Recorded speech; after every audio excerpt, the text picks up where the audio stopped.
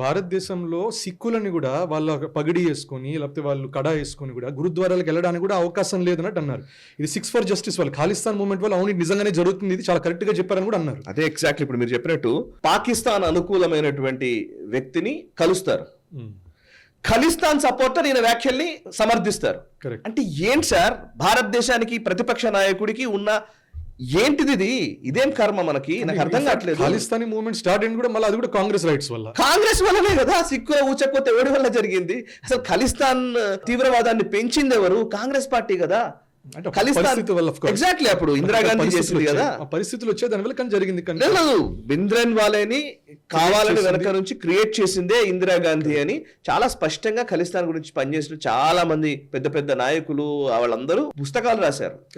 నేను కూడా ఒక రా ఆఫీసర్ తో ఇంటర్వ్యూ కూడా చేశాను, జిబిఎస్ సిద్ధు గారితో. ఆయన చాలా స్పష్టంగా చెప్పారు మనతోనే ఏం జరిగింది, ఖలిస్తాన్ ఎలా పుట్టింది, దానివల్ల ఏం చేశారని.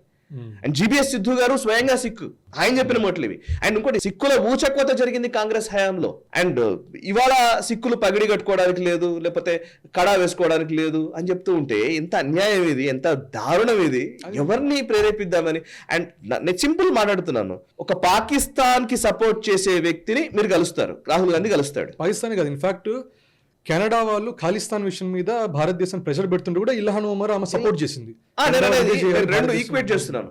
పాకిస్తాన్ కి సపోర్ట్ చేసే ఇల్హాన్ ఉమర్ ని కలుస్తాడు, అండ్ ఖలిస్తాన్ వేర్పాటువాదులు ఈయన వ్యాఖ్యల్ని సమర్థిస్తారు. ఈయన భారతదేశానికి ప్రతిపక్ష నాయకుడు. ఇదెక్కడి అన్యాయము? సో కాంగ్రెస్ నిజంగా, నేను ఎంత పెద్ద పెద్ద గొప్ప గొప్ప నాయకులు ఉన్న కాంగ్రెస్ పార్టీ ఇది చిన్న పార్టీ ఏం కాదు. అది కాంగ్రెస్ పార్టీకి అందులో ఉన్న నాయకులు చాలా గొప్ప గొప్ప వాళ్ళు.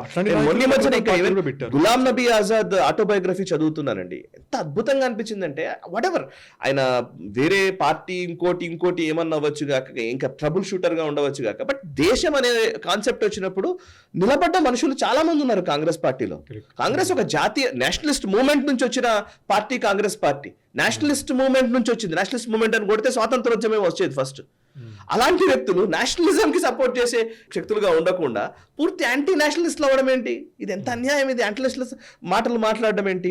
అండ్ ఇంకోటి ఎక్కడో ఏదో అంటున్నారు ఆయన, ఆర్ఎస్ఎస్ గురించి కూడా ఏదో మాట్లాడారు. ఒక లాంగ్వేజ్ ని ఎక్కువగా చూస్తారు, ఒక లాంగ్వేజ్ తక్కువ చూస్తారు, రాష్ట్రాలు, రిలీజియన్, మతాలు, ఇవన్నీ చెప్పాడు ఆయన.